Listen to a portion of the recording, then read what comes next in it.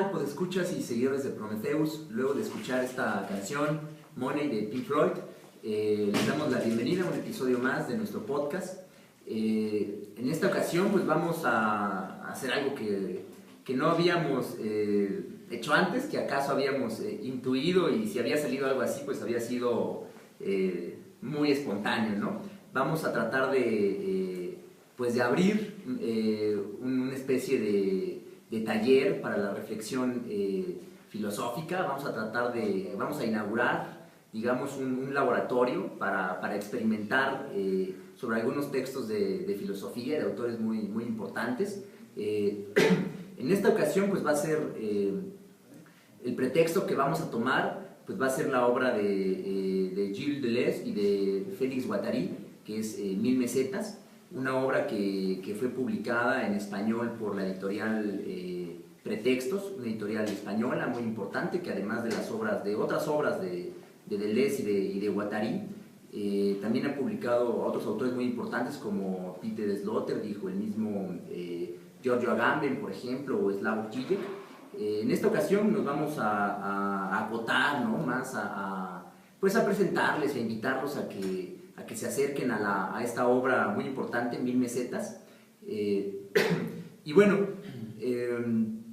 parte de lo que vamos a intentar en esta ocasión, pues más que agotar o más que presentarles sistemáticamente los capítulos de la obra y demás, lo que trataremos de hacer es acercarlos, ¿no? Propiamente una invitación y un poco relatar quizás la experiencia misma que nosotros pues hemos tenido ahora que nos acercamos a la obra de Deleuze y de Guattari. Antes se me olvidaba, queremos agradecerle muy especialmente a Silvia Pradeslava, que es una de las ejecutivas de la editorial Pretextos, por pues hacernos llegar esta obra de Deleuze, de Guattari, y también otras obras que ya los compañeros en algunos de los otros programas estarán comentando, ¿no? Bueno, esta vez para platicar sobre el libro, sobre nuestra experiencia de lectura, vamos a hacerlo de una manera distinta, diferente, ¿no? Vamos a presentarnos, y en la presentación misma de nosotros pues vamos a jugar a presentar también un poco el texto, ¿no? Vaya, no sé, creo que llevo muchos minutos hablando yo. A lo mejor es bueno si pasas tú, George, y ya después puedo retomar yo, ¿no?, algunas ideas para no llevarme todos los minutos iniciales. Pues no, pues nada, como ya lo habías mencionado, Ray, vamos a tratar de experimentar una nueva lectura, que por lo general cuando yo comentaba con algunos de mis compañeros que íbamos a comentar la obra de Deleuze, me decían, pues, ¿qué te pegó, no? Pero justamente es por esto que abrimos este espacio, este laboratorio, para ver qué sale, y en esta ocasión pues vamos a experimentar lo que se siente de venir Deleuze, ¿no?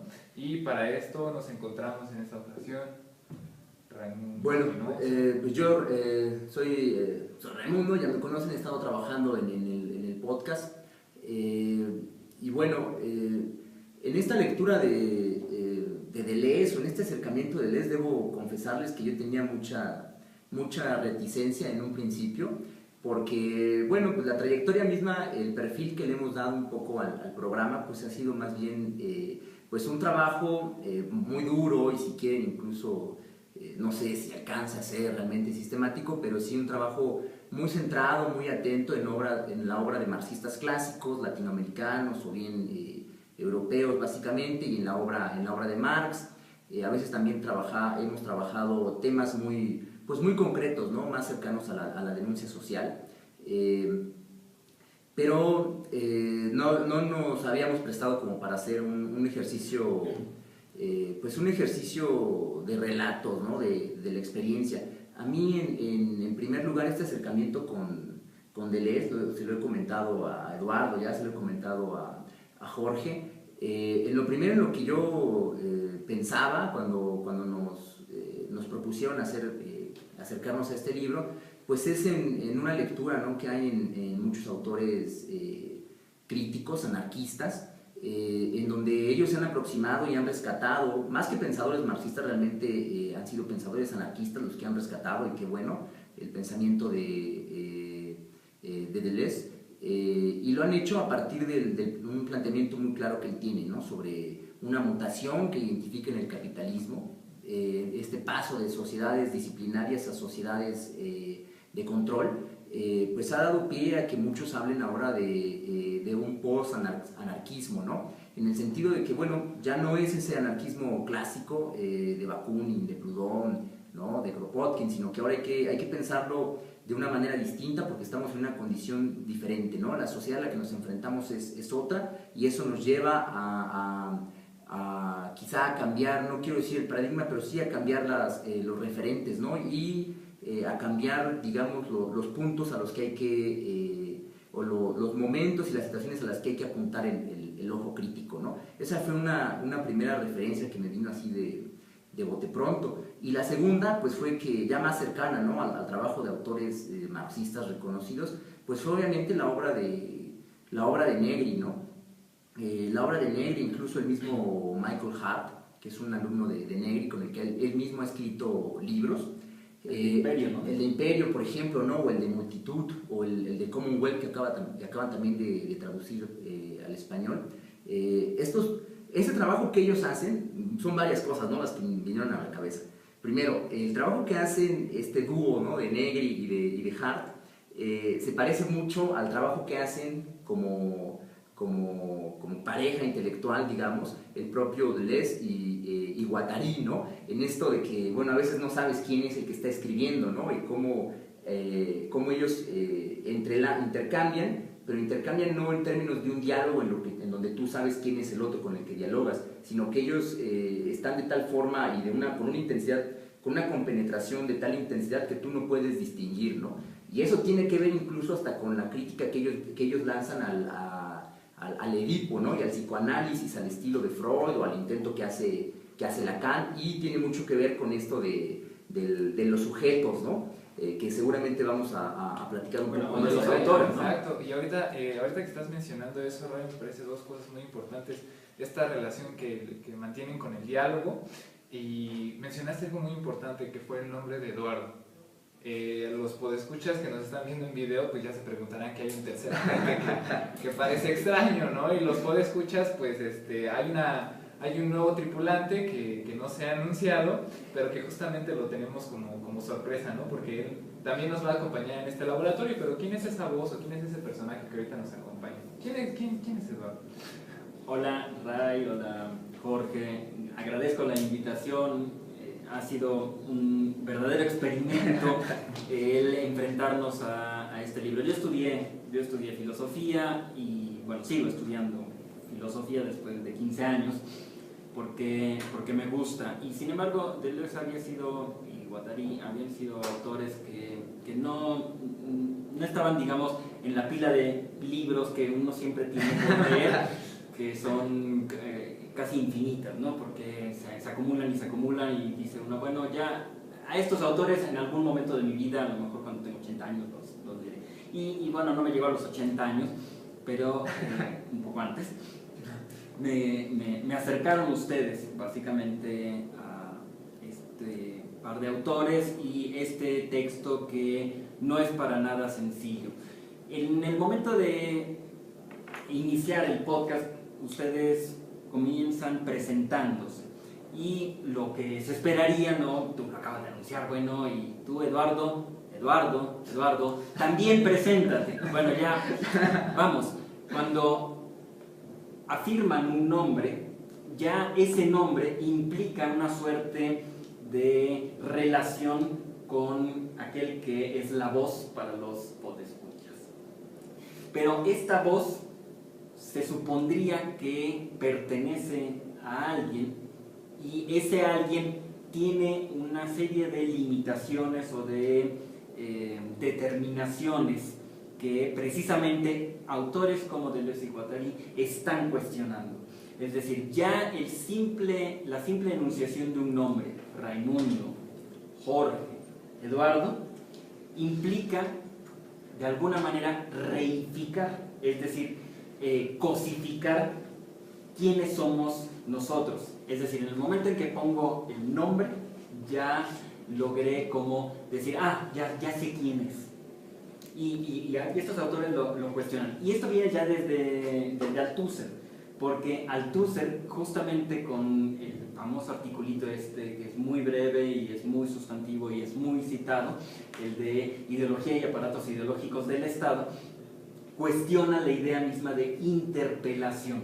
Y estos autores de Deleuze y Guattari precisamente van en esa misma vertiente de interpretación, es decir, cuestionar qué significa interpelar a alguien. Y de hecho yo arriesgaría la hipótesis de que las 500 y tantas páginas de este denso libro justamente van en un cuestionamiento de lo que significa interpelar, es decir, algo tan cotidiano para nosotros como llegar y presentarnos: hey tú, hola, ¿cómo estás? Yo soy. Esa afirmación de yo soy o hey tú es la que precisamente estos autores, por eso se vuelven tan complicados, están intentando socavar desde sus fundamentos.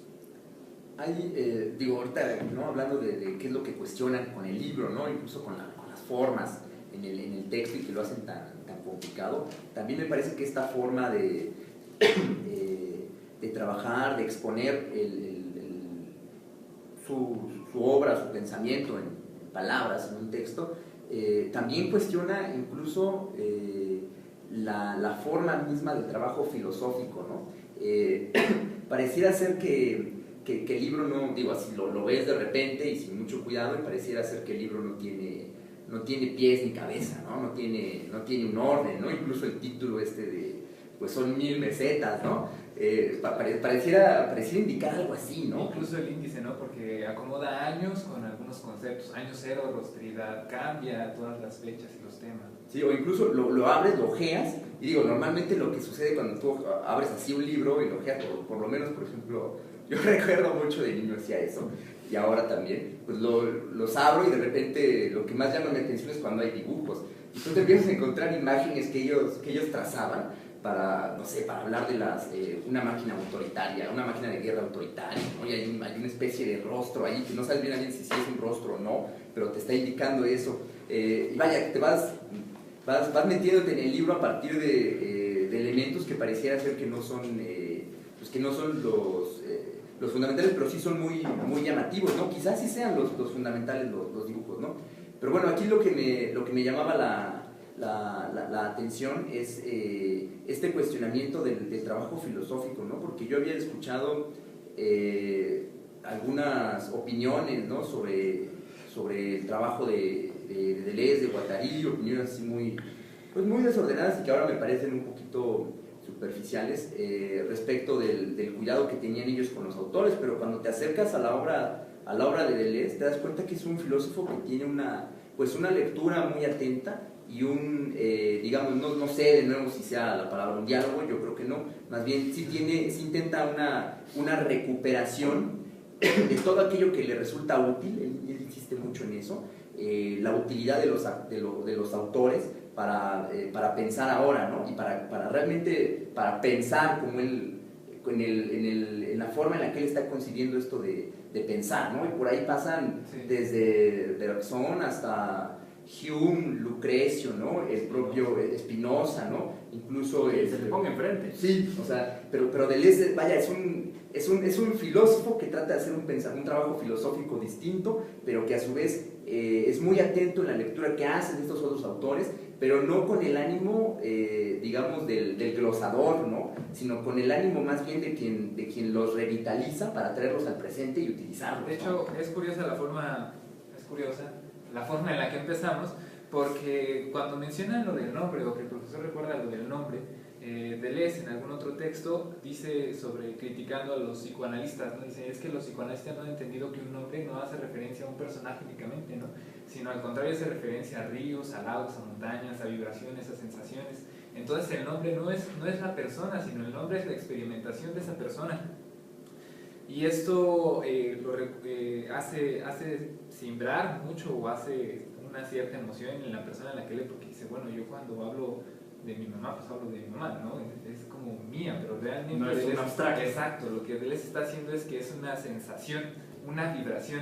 En ese sentido, Deleuze puede escribir, por ejemplo, los empiristas no son teóricos, son experimentadores, jamás interpretan, no tienen principios. Entonces, cuando nosotros nos acercamos y leemos 1000 mesetas, pues lo primero que se nos viene a la cabeza sí son 1000 mesetas acomodadas, ¿no? Pero a qué se están refiriendo los autores. Ellos escriben: nosotros llamamos meseta a toda multiplicidad conectable con otras por tallos subterráneos superficiales, a fin de formar y extender un rizoma. Nosotros hemos escrito este libro como un rizoma, lo hemos compuesto de mesetas. Si le hemos dado una forma circular, solo era en broma. Al levantarnos cada mañana, cada uno de nosotros se preguntaba qué meseta iba a coger y escribía 5 líneas aquí y 10 líneas más allá.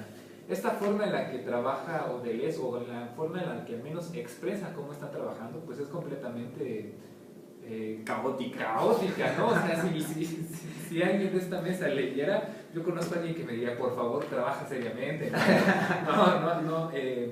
No trabajes de esa forma. Y es esta fuerza que al menos a mí fue lo que llegué a experimentar con Deleuze. Es la fuerza que él tiene de reavivar el pensamiento.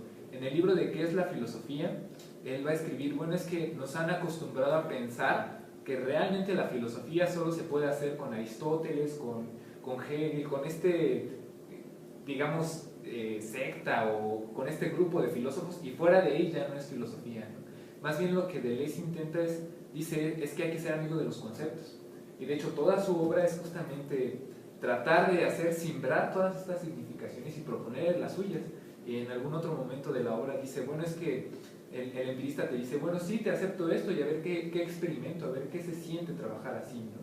Sí, bueno, yo me quedaría, por un momento, me detendría más que me quedaría en esta idea justamente de los conceptos, de crear conceptos. En el texto vamos a encontrar muchas palabrotas, como esquizoanálisis, o como rizoma, rostridad, etcétera, que yo creí que eran otras palabras. estas son palabrotas, pero que son precisamente conceptos en la idea de que hacer filosofía significa crear conceptos. Es decir, el concepto, ya, bueno, si lo pensamos incluso en términos que no le gustarían al autor o a los autores de Hegel o cosas por el estilo, es el fundamento mismo de la filosofía. Es decir, nosotros estamos en función como pensadores e incluso como seres vivos que tienen una capacidad de experimentar, sentir, razonar, etc. Estamos en función de los conceptos y el lenguaje.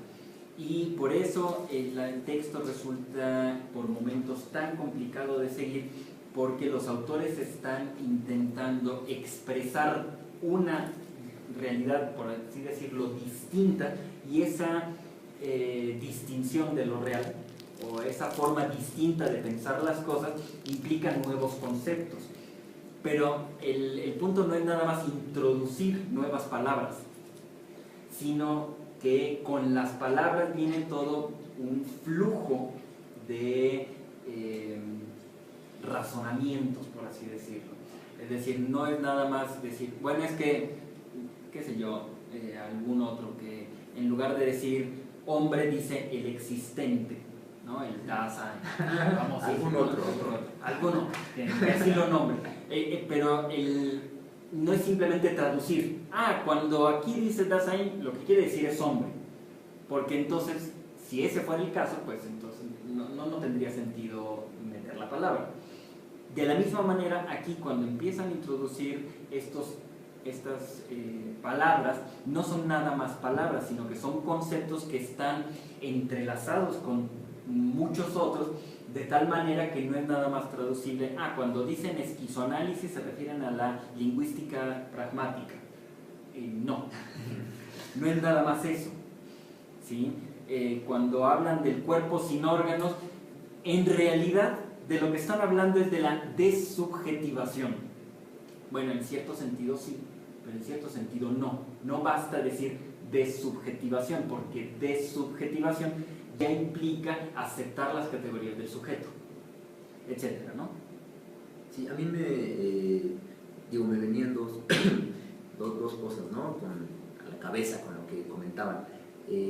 Por un lado, por ejemplo, ese trabajo con los conceptos el trabajo filosófico como un proceso creativo, ¿no? Eso, por ejemplo, algo que puede estar ahí detrás, por lo que pude rastrear, ¿no? Que es parte de mi experiencia con Deleuze, es una crítica que dirigen muy fuerte, sí, al tema del sujeto, y a esta posición que se tiene muy arraigada en la filosofía de partir de la relación entre el sujeto y el objeto para de ahí derivar, ¿no? el resto del discurso, digamos. Pero me parece que ahí, junto con eso, también hay un posicionamiento muy fuerte de Deleuze respecto del tema, respecto de Hegel, en especial el tema de la dialéctica, ¿no? Que yo creo que, no digo, ahora solo lo apuntamos, ¿no? Pero sí estuve revisando algunas entrevistas que le hacen tanto a Guattari y a Deleuze, conjunto o separados, y ellos apuntan mucho a esta idea de que en Hegel parece ser que la dialéctica lo que encierra es un desarrollo, ¿no? Que siempre va avanzando en esta idea clásica de las triadas, ¿no? De la tesis, la antítesis, la síntesis y de nuevo, pero lo que se va desarrollando y lo que se va incrementando, enriqueciendo, es siempre lo mismo, ¿no?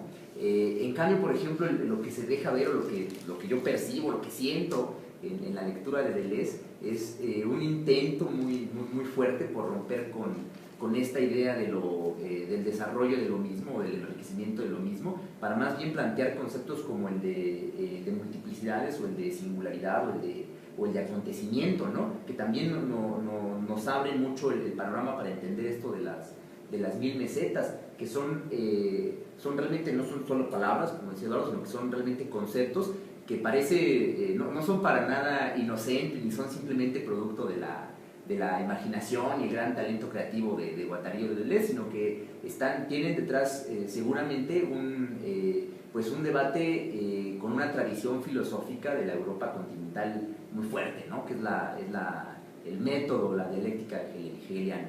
Eso por un lado. Y otra cosa que recordaba también un poco con lo que decía George del estilo de Deleuze, pues me hizo pensar en trabajos literarios, ¿no? Literatura, por ejemplo, la obra de Perec, Georges Perec, La vida, instrucciones de uso. Por ejemplo, ellos tenían un taller, ¿no? de creación literaria, en donde participaba Italo Calvino, por ejemplo, ¿no? O sea, el libro, el cuento de las ciudades de Calvino, bueno, no sé si es cuento, debe ser cuento, ¿no? Tampoco está muy claro los géneros, ¿no? Ni en ellos, ni en este taller literario que tenía Pereira y Calvino, ni en el propio Deleuze y Guattari, pero este libro de las ciudades invisibles, por ejemplo, ¿no? De Calvino, o este libro que citaba de Perec, de La vida, instrucciones de uso, pues son textos que, sobre todo el de Perec, digo, está claro, él mismo así lo reconoció después, está claro que eran textos que él iba realmente armando, ¿no? Él escribía aparte cada uno de los capitulitos, ¿no? De las enumeraciones en las que se encuentra la novela, él las fue escribiendo por aparte, ¿no? Y sin estar pensando en que, bueno, y luego sigue esto y luego sigue aquello, ¿no? Sino conforme él iba experimentando cosas, iba escribiendo, y al final de cuentas lo que hizo fue reunirlas todas, ¿no? En una especie de puzzle, ¿no? O a lo mejor un rompecabezas cuya imagen, normalmente cuando nosotros tenemos un rompecabezas, pues nosotros tenemos la imagen total desde un principio, ¿no? O sea, tú tienes tu caja donde vienen tus piezas, y en la caja lo que viene en la imagen, pues es la imagen completa, ¿no? Bueno, que tú tienes que ir armando. Bueno, por ejemplo, lo que me da a pensar a veces la forma en que trabaja Deleuze, la forma en la que trabajaba en el taller literario, que también es, digo, no es casualidad que sea también en Francia y que sean más o menos contemporáneos, pues es de que ellos están armando especies de rompecabezas, pero en donde en un principio no tenían bien no tenían la imagen, no tenían la cajita ahí con la referencia, ¿no? Esto es muy chistoso, sí, ¿no? De hecho, en el libro hay un capítulo que está... Sí llegan a hacer la diferencia entre cuento y novela, incluso novela corta, y retoman y policíaca, de hecho. Pero sí, o sea, de hecho, dentro de las experiencias que yo, digamos, tuve al momento de leer la obra de Deleuze, es esta facilidad en la pluma que tiene para escribir las cosas, y esto se debe a una influencia muy fuerte de la literatura anglosajona. De hecho, él escribe en un texto que también está publicado en 1000 mesetas, en la editorial Pretexto, que se llama Diálogos, escribe un capitulito que se llama Sobre la superioridad de la literatura anglosajona. Y la posición es muy fuerte, ¿no? Es decir, por arriba de toda la literatura mundial, y él compara Inglaterra y Francia y dice: en Francia no tenemos literatura como esta. Dice, por más, en Francia somos muy rígidos, muy lógicos, muy filosóficos, en cambio en Estados Unidos no. Y ahí hay una relación chistosa. Bueno, antes de meterme... ¿Eso sería un insulto o un halago? Ahí hay algo muy curioso, porque Deleuze menciona que no hay literatura así en Francia porque en Estados Unidos se han adaptado de tal forma al capitalismo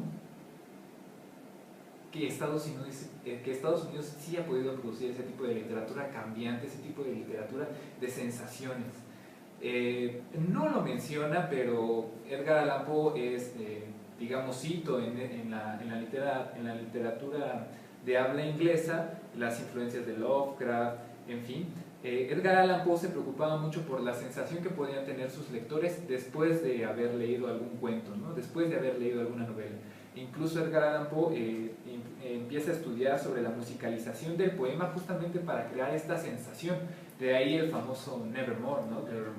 Del poema del cuervo. En ese sentido, Deleuze también recupera esto, ¿no? Y dice, bueno, es que la literatura de habla inglesa lo que tiene es que presentan un mapeo de las sensaciones increíbles, ¿no? Es decir, una secretaria, una mecanógrafa que de repente se enamora de las personas que la vienen a visitar, pero ella a la vez teniendo a su novio. ¿Cómo podía resolver esa situación? Es, por ejemplo, cuando plantea el concepto de línea de fuga.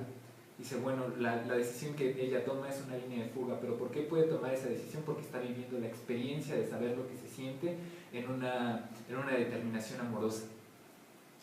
¿Cómo es esta línea de fuga? ¿A qué se refiere Deleuze con esta línea de fuga? Menciona, la línea de fuga es una desterritorialización. Huir es hacer huir no necesariamente a los demás, sino hacer algo que haya que hacer huir un sistema como un sistema de agujeros, o hacer agujeros en un tubo. Dice, el único gran error sería creer que una línea de fuga consiste en huir de la vida. Al contrario, lo que hay en la literatura inglesa y lo que hay en la literatura anglosajona y que a Deleuze le emociona tanto, es esta forma en la que constantemente se preguntan qué ha pasado y qué pasará. Pero la novela corta no nos refiere al pasado, ni siquiera al presente, sino que estas dos preguntas se mantienen en la novela misma, pero al tiempo presente. Es decir, al lector no se le informa lo que pasó antes, ni lo que vendrá a pasar, sino que en ese mismo presente en el que tú estás leyendo la obra, estás teniendo que indagar sobre el pasado, pero viviendo las condiciones en las que estás actualmente. Eso a Deleuze le fascina, y por eso también retoma la noción de cuerpos sin órganos. Es decir, esta vitalidad que no se debe reducir a los órganos, sino que debe de nacer del cuerpo. Sí, bueno, yo estaba justo ahora pensando en esto de la literatura y, bueno, sí, como experiencia, uno toma el libro y lo primero que quiere hacer es darse de golpes en la pared porque no está entendiendo nada, ¿no? O sea, es un texto muy complicado, como en general los filósofos tienen la gracia de escribir, ¿no? Pero vamos, que en específico en este texto hay una abierta provocación, más que otra cosa, una abierta provocación a poner en cuestión el sistema mismo de comunicación. Es decir, el acto de comunicar implica que yo, en el esquema clásico, yo emito un mensaje, ese mensaje va por un medio y llega hasta el receptor, y el receptor lo decodifica, y entonces, ya sé a qué se está refiriendo. Y cuando yo digo, me pasas la botella de agua, entonces Raimundo decodifica y dice lo que quiere la botella de agua. Lo que quiere es eso, y no me está diciendo que le regale mi iPad, ¿no? Es decir, el mensaje requiere ser expresado y luego ser decodificado. Y esto, si lo sintetizamos, sería significante, significado y referente. Es decir, Hay un significante que sería la palabra o la expresión. Luego, el significado, que es el contenido expresado en el significante y que permite la comunicación. Y después estaría el referente, es decir, aquello a lo cual se está refiriendo. Como decir, el referente es específicamente el objeto material que se encuentra a un lado de Raimundo, que yo he denominado botella de agua.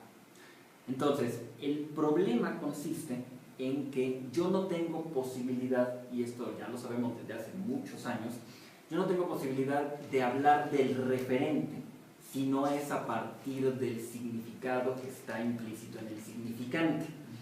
Es decir, yo no puedo hablar de la botella de agua, puedo decir, entre comillas, botella de agua, pero botella de agua es el significante que tiene un significado, pero yo no accedo al referente. Entonces, en 1000 mesetas lo que tenemos es justo llevar esto hasta la paranoia, hasta la esquizofrenia, justamente, ¿no? Por eso es capitalismo y esquizofrenia. ¿Por qué? Porque si yo no puedo, digamos, aprehender con las palabras, con los conceptos, con los significantes, el referente, sino que solo tengo significados y los significados están en función de contextos sociohistóricos o qué sé yo, entonces el referente viene valiendo sorbete. Sí. El referente es irrelevante, porque como yo no puedo acceder a él, no tengo una percepción directa de las cosas, sino solo a través del lenguaje, entonces lo que puedo hacer, y eso es lo que proponen precisamente en este texto, por eso resulta complicado de leer, de seguir, es justo que estamos en condición de crear cualquier cosa, porque como nuestra relación con el mundo está en función del lenguaje, ya incluso hablar de mundo no es un referente, sino que es un significado que yo le estoy dando en mis palabras, entonces mi relación con las cosas, con lo real, con lo que no es, con lo que sí es, etcétera, está en función del lenguaje, pues entonces creemos. Es decir, inventemos, y por eso la filosofía significa crear conceptos que me permiten aprehender, no la realidad que está más allá del lenguaje, Claro. sino recrear lo que está. De hecho, ahorita con esto que nos está hablando Eduardo, cuando Deleuze habla sobre lo que significa la escritura, hace una diferencia, y que la venía haciendo de tiempo atrás en el texto, sobre el pensamiento arborífero y pensamiento rizomático. Dice, bueno, es que en el escribir no solamente necesitamos un pensamiento rizomático, sino que en todo escribir hay un devenir. Pero ¿cómo es esto? Él escribe. Al escribir se proporciona escritura a los que no la tienen. Y estos, a su vez, proporcionan a la escritura un devenir sin el cual no existiría. Pero toda acción de escribir significa traicionar también. Es por eso, por lo que me llamaba la atención de lo que comentaba Eduardo, decía, bueno, hay que atacar esta forma en la que hemos venido pensando las cosas, pero darles una nueva, o experimentarlos de una nueva forma. ¿A qué se refiere con traicionar? Cuando dice, bueno, toda escritura es una traición. Traicionar es eso, es ser por fin desconocido, como pocas personas lo son. Para llegar a ser un desconocido, para todos, en el mundo, en un barco, incluso para el portero es muy difícil. ¿Qué se necesita para ser un sujeto ya desconocido? O sea, es decir, para perder aparentemente la identidad, es decir, que ya nadie te ubique, que ya nadie sepa quién eres. Aquí Deleuze incluye otro concepto que es justamente el de perder el rostro. Y esto pareciera muy raro, porque perder el rostro sería como perder lo inmediatamente contextualizado con lo que te identifica. Y una actividad de escritura debe de buscar siempre eso, es decir, quitarte estos rostros que te han impuesto, y como él mismo lo dice, ¿no? La producción social está dedicada a producir rostros. ¿Y qué son los rostros? Estas codificaciones de mapas, estas tensiones que a ti ya no te permiten moverte en libertad. Por eso es una traición. Perder el rostro. El gran secreto es cuando ya no tenemos nada que ocultar y que entonces ya nadie puede atraparnos. Hay, referente a esto último que decías también un poco, ¿no? Que ya lo anunciaba Eduardo, el tema del... el nombre completo del libro es 1000 mesetas, capitalismo y esquizofrenia, ¿no? Y uno se pregunta, bueno, Y lo de esquizofrenia, cuando te acercas al libro va quedando claro, ¿no? Por la forma misma del libro, pero... Y lo de capitalismo, no es cierto, es broma.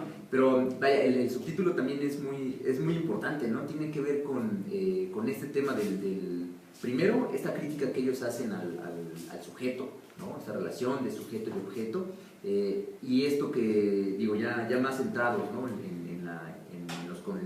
el lenguaje que ellos utilizan, este tema del rostro, ¿no? De perder el rostro y demás, tiene mucho que ver con, primero, pues el reconocimiento, ¿no? del capitalismo en términos de una máquina represiva de deseos, ¿no? Que se enfrenta frente a este otro concepto que ellos defienden mucho, sobre todo en el Antiedipo, que es el de las máquinas deseantes, ¿no?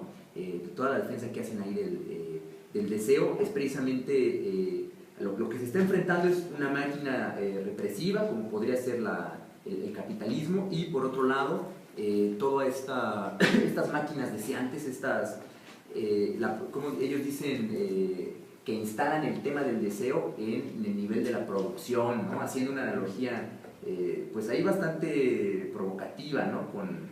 Con la producción, con la idea de la producción social en Marx, ¿no? Por ejemplo, ellos dicen, bueno, nosotros instalamos el deseo a nivel mismo de la producción, ¿no? Y cuando hablamos de máquinas deseantes, son máquinas que están todo el tiempo produciendo deseo, no porque carezcan de deseo, que es la interpretación o la forma, la línea, digamos, por la que se va el mismo Lacan, y la línea en la que insiste, bueno, Freud y después Lacan, ¿no? Sino, no deseo en ese sentido, sino el deseo en el sentido de que estamos todo el tiempo produciendo, imaginando, creando, ¿no? El deseo en tener un sentido positivo, ¿no? Eso es lo que me parece que eso es lo que se está en el fondo jugando en estos dos libros, que en el fondo son uno, ¿no? Que es el Antiedipo del 72 y este libro de 1000 mesetas que sale en el 80, perdón, y que ambos tienen lo que los une es este subtítulo, ¿no? De capitalismo y esquizofrenia, y es esta preocupación por la afirmación gozosa de la vida, ¿no? Que ellos llaman el deseo, las máquinas deseantes, ¿no? Pero que está contrastada con una realidad en la que todo el tiempo lo están como cortando, ¿no? Están deteniéndola, le está poniendo una serie de lastres que impiden realmente no solo la satisfacción del deseo, sino la producción misma del deseo y el crecimiento o el enriquecimiento de los deseos, ¿no? Que es esto de las multiplicidades. Sí, yo por eso mencionaba hace rato a Althusser, porque en esta lectura que tú haces sería justamente la pregunta que uno se puede hacer después de leer el de Ideología y aparatos ideológicos del Estado. O sea, el Estado es una mierda. Y no el Estado entendido como el aparato político represor, sino este otro Estado que implica sus aparatos ideológicos que nos van coartando, en el sentido de que nos dicen primero cómo hay que aprender, también nos dicen cómo hay que vivir la religiosidad, etcétera, etcétera, pero termina siendo ya decirnos incluso cómo hay que desear. Es decir, Sí. desde algo que se ve como externo, bueno, una cosa es lo que los demás me dicen, y entonces frente a mis padres yo soy uno, ¿no? Me presento como modosito, y frente a mi novia yo me presento como el amoroso, y frente a mis amigos yo me presento como el chingón, y etcétera, etcétera. Es decir, parece que voy teniendo muchas máscaras, pero en realidad yo, detrás de todas esas máscaras, soy fulano y perengano, y etcétera, etcétera. No, lo que señalan es que no hay un detrás de las máscaras, sino que la constitución misma de las máscaras es la que nos hace ser lo que somos. Y este yo que se constituye por las máscaras, que bueno, ya estaría desde Nietzsche, pero que agregan que no se trata simplemente de quitar las máscaras, porque despojarse absolutamente de todas las máscaras, y en esto insisten con otras palabras, despojarse de las máscaras significaría la muerte y la aniquilación absoluta. Es decir, sí, las máscaras o los dispositivos de estructuración de la subjetividad o qué sé yo, nos están limitando en nuestra libertad. Eso es evidente. Pero el hecho de decir, no, si vamos a desestructurarnos completamente, termina también en algo como gelatinoso. Bueno, y ahorita pues el tiempo también traiciona, al igual que en la escritura. Nos quedan unos pocos minutos, pero para ir concluyendo, Ray, ¿tú qué experiencias, tú qué bueno, yo devenires quisiera te has llevado? devenir de Les, y yo también devine Ray otro, ¿no? No, yo quisiera primero contar algo que les platicaba, ¿no? No, aunque eso supondría que ya era Ray antes de... Claro, ¿no? Muy tramposo. Bueno, primero, yo creo que, por ejemplo, ¿no? Pensar dos casos en la literatura latinoamericana en el siglo XX a partir de las reflexiones que nos deja Deleuze sería una buena forma de hacerle honor a su propósito y a su idea del trabajo filosófico como recuperar de los autores lo que nos es útil para pensar ahora, ¿no? Estaba recordando yo, lo habíamos platicado ya en alguna ocasión, La rayuela de Cortázar, ¿no? Digo, está muy claro, ¿no? Esta posibilidad de leerla de diferentes formas, incluso sin orden alguno, ¿no? Salvo la conclusión, como dicen los propios autores. Todo lo puede leer en el orden o desorden que quiera, salvo la conclusión que se debe dejar hasta el final. Incluso Deleuze también también hace eso.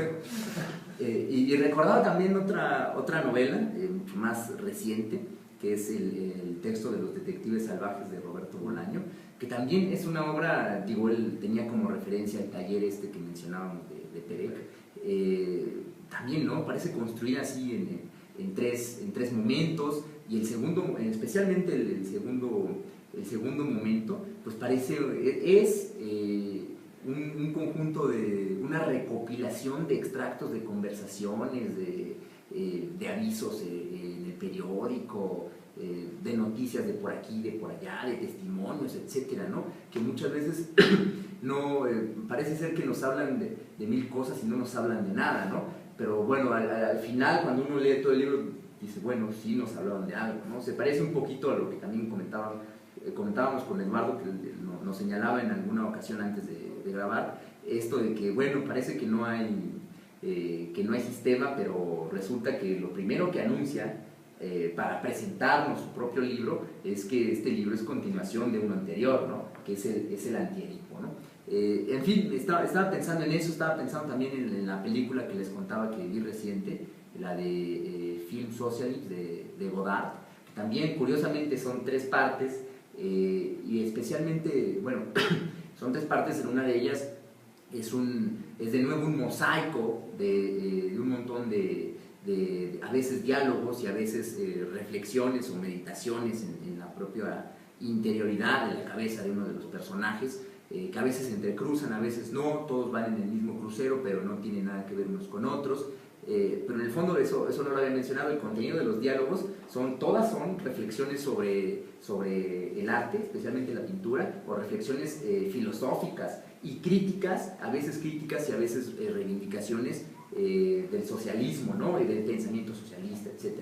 Un segundo momento en donde hay una referencia muy clara al tema del psicoanálisis y la crítica como esquizoanálisis, ¿no? Que es lo que propone Guattari especialmente, que es este encuentro de unos hijos con sus padres que los llevan a una especie de tribunal para juzgar cómo han construido sus relaciones, y al final se dan cuenta de que en algunas cosas tuvieron que ver, pero en algunas otras cosas eso del Edipo más bien era una camisa de fuerza que ellos mismos se ponían para interpretarse y comprenderse, pero no, y que de tanto interpretarse y comprenderse bajo ese esquema se lo habían creído, y entonces sí pensaban y actuaban así, ¿no? No les cuento la última parte también para no echarles a perder la visión de la película, que es pues bastante interesante, ¿no? A mí, así como qué me llevo para seguir trabajando, para seguir leyendo a Deleuze, pues sobre todo me parece, por sí misma la obra de Deleuze es bastante valiosa, es bastante rica, sí te ayuda como a te refresca, pero también te ayuda como a quitarte telarañas, ¿no? Y a quitar esquemas de pensamiento. Para eso me parece que es muy útil, te ayuda mucho a cuestionar tus propios esquemas a partir de los cuales ya estás tú desde un principio juzgando, muchas veces saber bien a bien que juzgan sin la experiencia, juzgar, para eso te ayuda mucho. Y también porque, vaya, esta es una recomendación más general, sí pienso que pues muchos de los que se acercan al pensamiento crítico contemporáneo y que tratan de hacer una lectura creativa, original y de utilizar y traer al presente los trabajos de Marx y de otros autores, pues tienen un muy buen catalizador en la obra de Guattari y de Deleuze, porque no eran, pues ellos no los podemos considerar para nada autores conservadores, no eran filósofos conservadores ni reaccionarios, por supuesto que no. Muchas de sus referencias contextuales en entrevistas y demás, pues son siempre al movimiento en el 68, ¿no? Son siempre a una falta de lectura de Marx que ellos encuentran en los autores, en la forma en la que, incluso en la forma en la que reivindican el tema del deseo, la forma en la que recuperan los trabajos sobre la sexualidad de Wilhelm Reich para criticar al mismo Freud o a Lacan. Toda esa riqueza me parece que es muy valiosa para quienes quieren acercarse al pensamiento de Marx. Y hay el ejemplo concreto que yo ya mencionaba antes, ¿no? Que es pues la obra sobre todo de Negri, que logra convivir con Althusser, los últimos años de Althusser en Francia, cuando está exiliado Negri allá, pero también convive, y ahí en ese ambiente es donde conoce a Deleuze, a Guattari, escribe con Guattari un par de libros. El interés que tiene Negri, por ejemplo, en Spinoza, pues es un interés que ya está en el último periodo de Althusser. Los últimos escritos son precisamente sobre Spinoza. Los alumnos de Althusser ahora, que todavía viven, Badiou, por ejemplo, trabajan el tema de Spinoza, pero también, por ejemplo, Balibar lo hace, ¿no?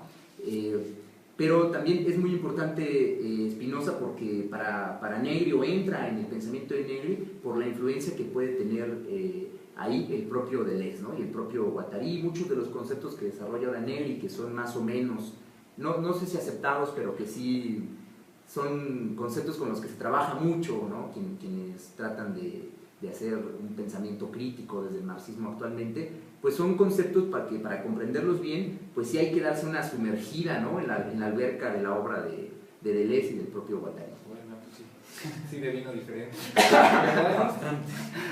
Bueno, yo sí retomaría la apreciación general de Raimundo, en el sentido de que para romperse un poco la cabeza en muchos sentidos, este tipo de autores son fundamentales, es decir, son muy importantes.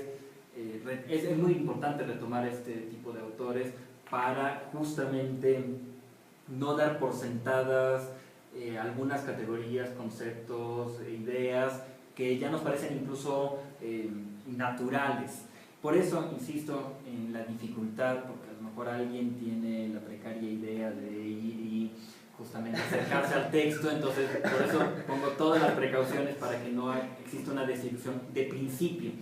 Porque, digamos, yo lo que encuentro en los autores, como muchos, insisto, que están escribiendo contemporáneamente, es que requieren una amplia cultura general, por lo menos para disfrutar mayormente el texto, y esto significa referencias del orden de la filosofía, de la literatura, de la ciencia, de la biología, de la zoología, y de todo lo que se puedan imaginar. Es decir, libro que encontraban, libro que leían y además citaban y lo citaban mal. Entonces, esto es para el lector un reto. Y hay que tomarlo justamente como un reto por el momento, de que son autores que lanzan la pedrada y después esconden la mano. Es decir, que te avientan la pedrada criticando a Freud, pero cuando tú quieres ir y refutarlos, decir, no, nosotros no estamos hablando de Freud, a pesar de que te ponen el pie de página citando a Freud. Entonces, a uno lo deja como lector en cierto sentido como de desazón. Es decir, ¿en dónde estoy yo parado frente al texto? Y entonces es cuando uno, digamos, si quiere acercarse a los autores, lo que tiene que hacer es ir con la disposición de escuchar, de atender y ver qué es lo que están diciendo y en algún sentido quizás, no sé, como experimentar los caminos retorcidos por los que nos llevan estos autores y no intentar una refutación o algo así, precisamente porque intentan un nuevo modo de pensar, de pensarse a sí mismos, de pensar su relación con las cosas, de pensar la relación con los otros, y ese intento es en ese sentido totalmente valioso y por eso rescato lo de Raimundo, de que son autores que sirven precisamente para rompernos la cabeza. Claro, y dado que el tiempo apremia, a mí me gustaría decir retomando tampoco un poquito lo que decía Eduardo, en un texto también Deleuze menciona, pues cuando a mí me refutan, yo prefiero decir, está bien lo que pienses, pero hablemos de otra cosa. Pero son autores que cuestan un poco de trabajo, de primera impresión, pues hablan de 1000 mesetas en un mismo texto y es un poco pesado la forma de acercarnos, pero realmente es muy viva la forma de redactar, realmente es un estilo que te despierta y yo creo que Deleuze al menos logró el principal objetivo que él tenía, ¿no? Que era experimentar una sensación en quien lea. Y solo les quisiera recordar, yo terminaría con esta frase que describe Deleuze. Él menciona: en este mundo hay tantos locos, tantos neuróticos, histéricos, narcisistas, que no nos dejarán tranquilos hasta que no hayan conseguido reducirnos a su estado, pasarnos su veneno, su helavoso contagio. Tantos doctores y sabios que nos invitan a una mirada científica, aséptica, tan locos como los otros, verdaderos paranoicos. Tenemos que resistir a las dos trampas, la que nos tiende el espejo de los contagios y de las identificaciones y las que nos enseña la mirada del entendimiento. Nosotros tratamos de extraer del amor todo tipo de posesión, toda identificación para devenir capaces de amar. Tratamos de extraer de toda la locura la vida que contiene, pero odiando al mismo tiempo a todos los locos que no cesan de matar esa vida, de volverla contra sí misma. Creo que son expresiones muy vivas y que la podemos encontrar en la obra de Deleuze y de Guattari. Pues esperamos les haya gustado este programa y ya nos veremos en el próximo laboratorio. Muchas gracias. Hasta luego. Hasta luego.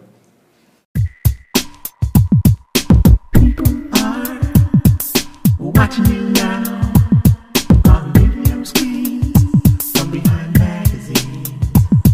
And the lazy way to avoid the scene is to become a recluse.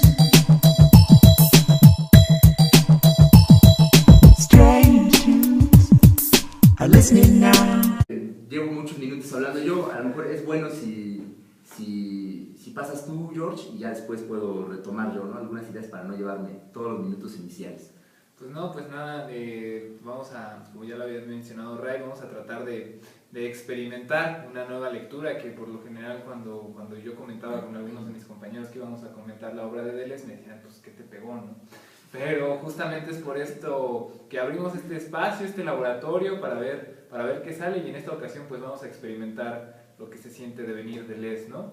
Y para esto nos encontramos en esta ocasión Raimundo. Bueno, pues yo soy Raimundo, ya me conocen, he estado trabajando en el podcast. Y bueno, en esta lectura de Deleuze, o en este acercamiento de Deleuze, debo confesarles que yo tenía mucha reticencia en un principio, porque, bueno, pues la trayectoria misma, el perfil que le hemos dado un poco al programa, pues ha sido más bien pues un trabajo muy duro, y si quieren incluso, no sé si alcanza a ser realmente sistemático, pero sí un trabajo muy centrado, muy atento en la obra de marxistas clásicos, latinoamericanos o bien europeos básicamente, y en la obra de Marx. A veces también hemos trabajado temas muy concretos, ¿no? Más cercanos a la denuncia social,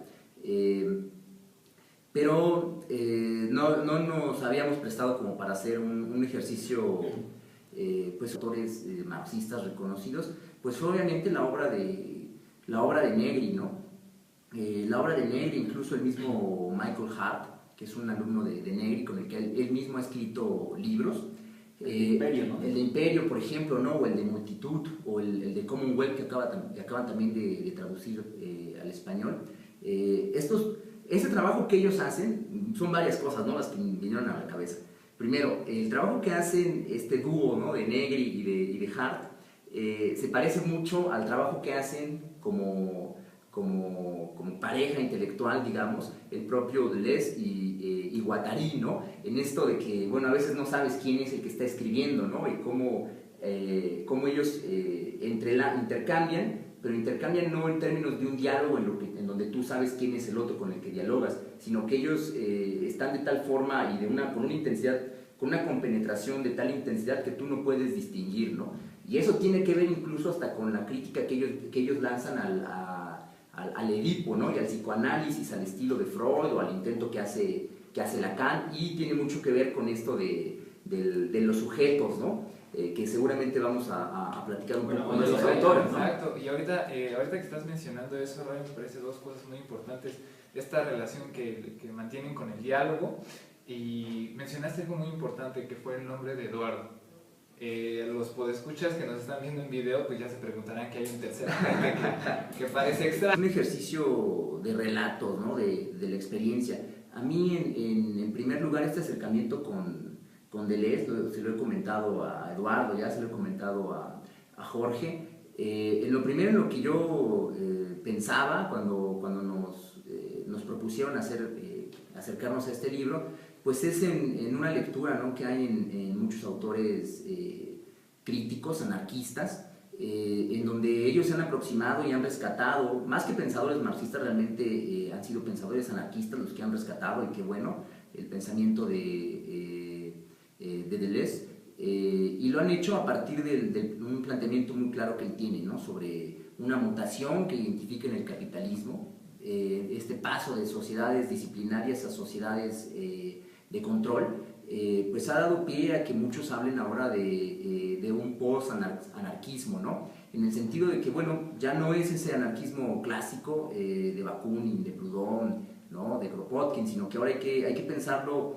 de una manera distinta porque estamos en una condición diferente, ¿no? La sociedad a la que nos enfrentamos es otra, y eso nos lleva quizá a cambiar, no quiero decir el paradigma, pero sí a cambiar los referentes, ¿no? Y a cambiar, digamos, los puntos a los que hay que, o los momentos y las situaciones a las que hay que apuntar el ojo crítico, ¿no? Esa fue una primera referencia que me vino así de bote pronto. Y la segunda, pues fue que ya más cercana, ¿no? al trabajo de Slavoj Žižek. En esta ocasión nos vamos a acotar, ¿no? Más pues a presentarles, a invitarlos a que se acerquen a esta obra muy importante, 1000 mesetas. Y bueno, parte de lo que vamos a intentar en esta ocasión, pues más que agotar o más que presentarles sistemáticamente los capítulos de la obra y demás, lo que trataremos de hacer es acercarlos, ¿no? Propiamente una invitación y un poco relatar quizás la experiencia misma que nosotros pues hemos tenido ahora que nos acercamos a la obra de Deleuze y de Guattari. Antes se me olvidaba, queremos agradecerle muy especialmente a Silvia Pradeslava, que es una de las ejecutivas de la editorial Pretextos, por pues hacernos llegar esta obra de Deleuze, de Guattari, y también otras obras que ya los compañeros en algunos de los otros programas estarán comentando, ¿no? Bueno, esta vez para platicar sobre el libro, sobre nuestra experiencia de lectura, vamos a hacerlo de una manera distinta, diferente, ¿no? Vamos a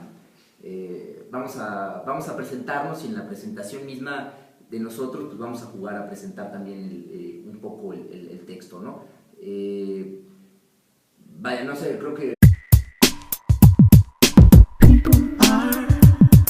watching you now on video screen from behind magazine. And the lazy way to avoid the scene is to become a recluse. ¿qué tal? Pues escuchas y seguidores de Prometheus, luego de escuchar esta canción Money de Pink Floyd, les damos la bienvenida a un episodio más de nuestro podcast.